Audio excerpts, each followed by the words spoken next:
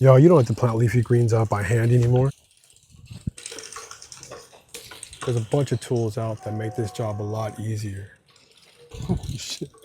Man, if you ever seeded out anything like arugula before by hand, you already know. That can take forever. Plus, you gotta space things out.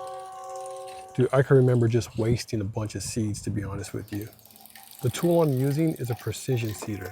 This makes it way easier than doing it by hand. There's a bunch of them out there in the market right now.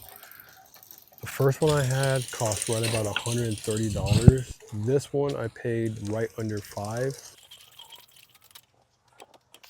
However, I've seen them in between and a lot more expensive. Bottom line, y'all, what this thing does is saves time. You're not out here all day planting by hand, trying to get things accurate. Not to mention it keeps everything nice and even, which makes harvest way easier than if I were to seed this thing out by hand. Yeah, I used to think I wasn't gonna need one of these. And I was out here literally trying to plant these things out evenly. I ended up just making a mess. Arugula is one of my most requested crops at my booth. So I'm out here planting this stuff regularly. So this investment is well worth it to me. Hope this helps y'all. Peace.